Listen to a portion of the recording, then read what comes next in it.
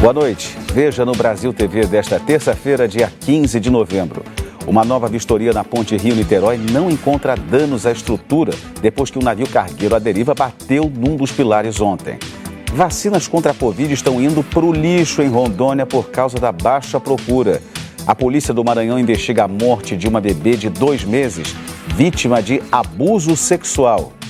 E ainda, pouco mais de um mês para o Natal e no Recife, os shoppings estão em clima de Noel. Agora, no Brasil TV.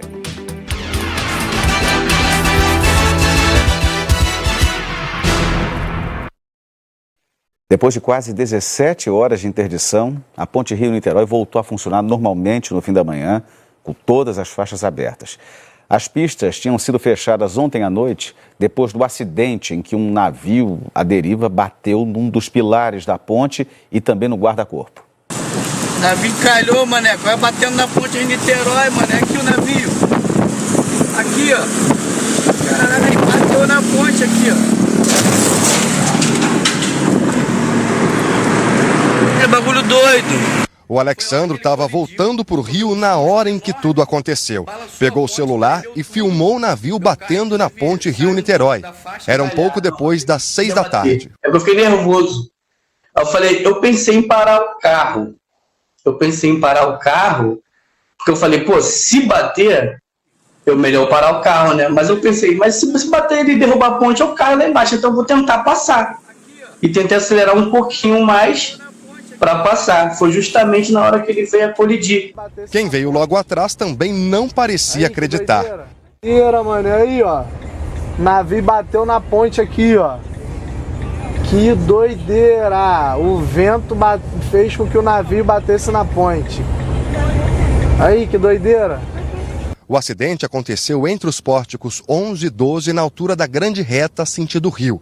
Segundo a Marinha, a ventania ajudou a soltar os cabos de amarração do navio cargueiro São Luís. À deriva, ele foi arrastado pela correnteza e bateu na ponte. Nesse vídeo dá para ver o navio colado à pilastra atingida. Às 6h18 da noite, as pistas foram completamente fechadas nos 2 sentidos. Estou aqui parado esperando desde... ia dar 6 horas. 6 horas por pouco a gente consegue passar, mas infelizmente não conseguimos não. Estamos aqui aguardando. Infelizmente acaba estragando o feriado, né, amigão? Não tem o que fazer não, cara. Só vim aqui em São Gonçalo fazer uma entrega de uma mercadoria. Na hora que eu passei tava tranquilo, só tava ventando muito, né? Não tinha chovido ainda. Quando eu voltei, peguei essa chuva, tô aqui também 1h30 esperando. Aí aconteceu esse acidente aí. Enquanto esperavam, alguns motoristas resolveram soltar pipa. Que isso, os caras estão soltando com a pipa aqui na ponte aqui, ó, soltando pipa. Ai, é loucura, faltou até a luz aqui, ó. Em plena véspera de feriado, a ponte ficou assim, vazia e às escuras. Pouco antes das 7 da noite, equipes da Ecoponte trabalharam no reboque do cargueiro. Já descolou, né? Show. A pompa aqui já descolou já, hein? Na vida descolada da ponte. Por causa do acidente, as principais vias expressas da cidade ficaram congestionadas. Na rodoviária Novo Rio, os ônibus não conseguiam nem sair. Esse é o ônibus da 1001, que como tantos outros, está parado aqui na rodoviária.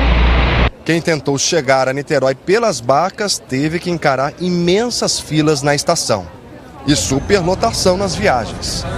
Para quem tentava sair de Niterói, a situação também foi difícil. Mais de 3 horas depois, o sentido Niterói da ponte foi liberado, depois que equipes técnicas fizeram uma vistoria nas estruturas da ponte. Durante a noite e madrugada, 2 faixas no sentido Rio seguiram interditadas. O navio São Luís é alvo de uma disputa judicial e, enquanto aguarda a decisão, estava ancorado aqui na Baía de Guanabara desde 2016. Esse barco já está parado aqui há anos parado. Poderiam ter tirado, ter removido o barco, deixou ele parado ali e até causar esse transtorno aí, ó. Aí, parou tudo. Pela manhã, 6 técnicos da concessionária Ecoponte voltaram ao local da batida. Eles inspecionaram os pilares de sustentação e as vigas da ponte. Os técnicos também fizeram o reparo da estrutura do guarda-corpo. A inspeção foi concluída por volta das 9h40 da manhã. Segundo a concessionária, a avaliação na ponte mostrou que o choque do navio não causou nenhum comprometimento na estrutura. O reparo do guarda-corpo foi concluído às 10h50 e a pista totalmente liberada também no sentido rio.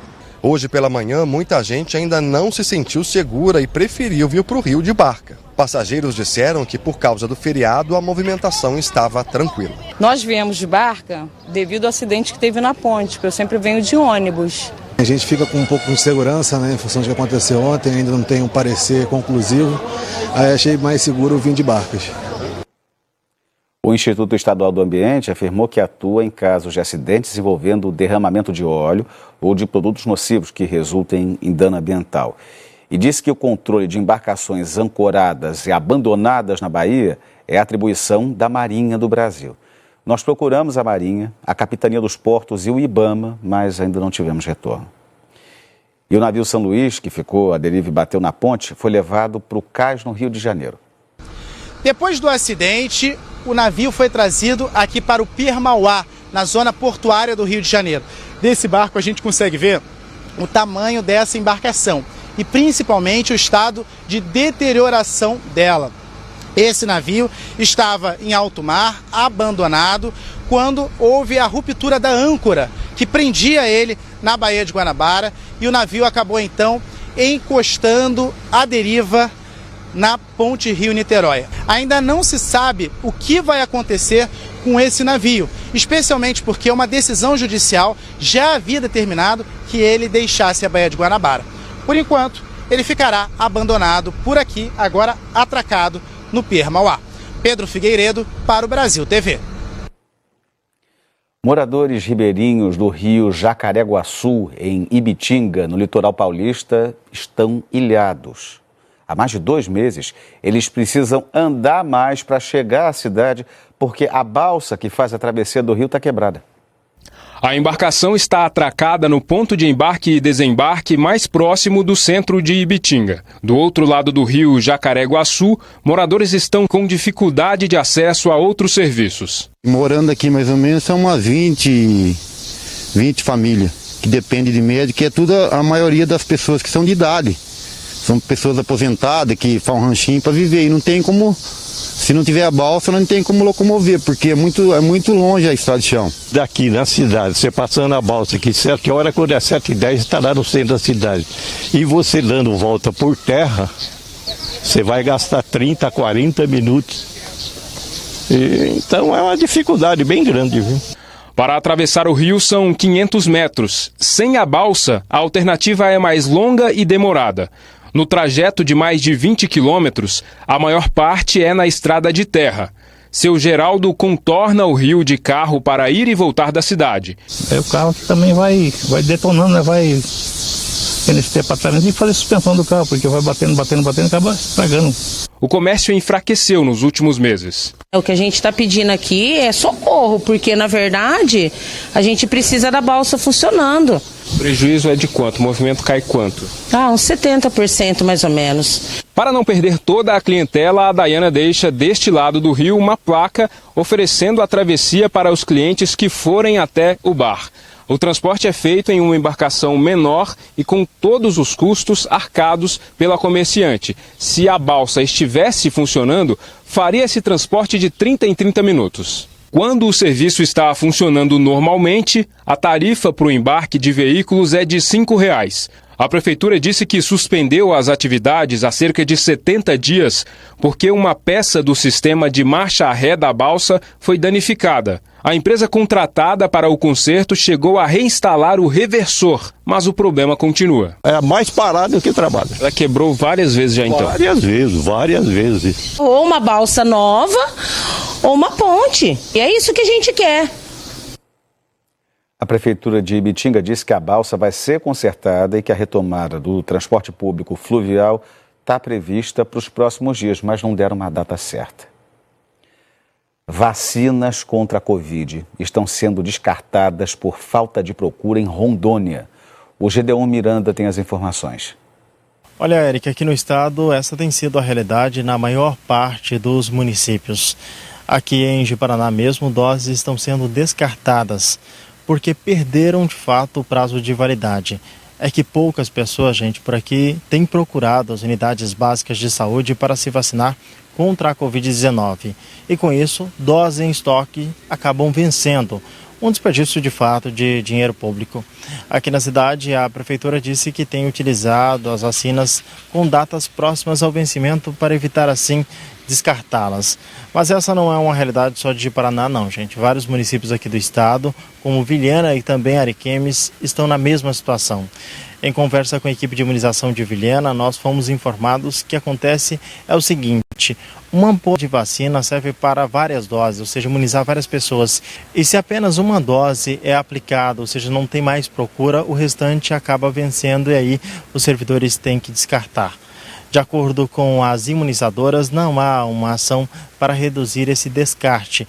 E agora o município está adotando uma medida que é solicitar uma menor quantidade para evitar o desperdício de vacina. Então a gente alerta a todos aí que procurem os postos de vacinação e se imunize para evitar o desperdício e também para atualizar o esquema vacinal e ficar protegido.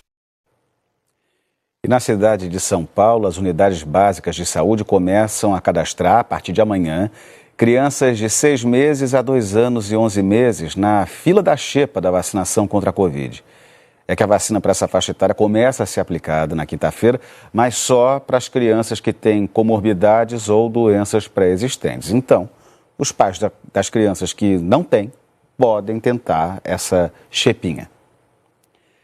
A polícia do Maranhão investiga a morte de uma bebê de 2 meses. Exames médicos constataram que a bebê sofreu agressão e violência sexual antes de morrer.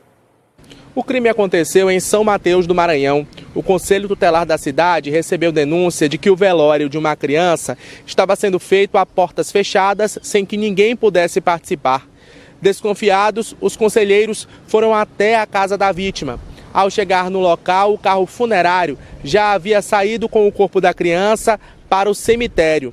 Os conselheiros conseguiram impedir o sepultamento e levaram o corpo do bebê de apenas 2 meses para o hospital da cidade.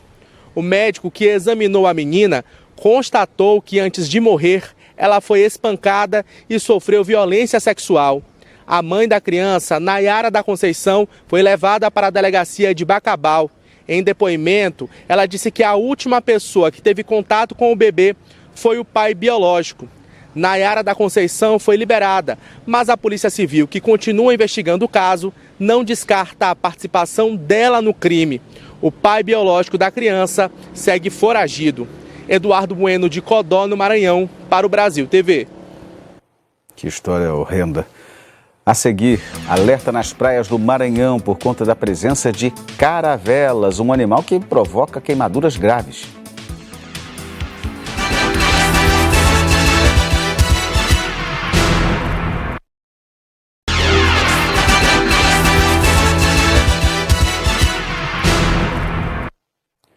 O Brasil TV está de volta falando do aumento de ataques das caravelas nas praias do Maranhão nessa época do ano. Para caminhar próximo ou mesmo entrar no mar, é preciso atenção neste período de aparecimento das caravelas, que podem causar queimaduras. Essa espécie é marinha e cheia de toxinas, principalmente nos tentáculos, que podem medir até 20 centímetros. De setembro a dezembro, as caravelas aparecem no litoral nordestino. Aqui em São Luís é um período de ventos mais fortes e procriação delas também. 13 pessoas já foram queimadas por caravelas nas praias de São Luís este ano e precisaram procurar a ajuda do Corpo de Bombeiros. As crianças e pessoas com alergias são as maiores vítimas. As queimaduras são doloridas, como as de 1º, 2º e 3º grau, e as mais graves podem atingir até os nervos. Não é recomendado passar água doce nem qualquer outra substância no local das queimaduras. E mesmo fora da água, a caravela pode causar queimadura nas pessoas. Por isso é preciso muita atenção neste período. Janaína Bordalo, para o Brasil TV.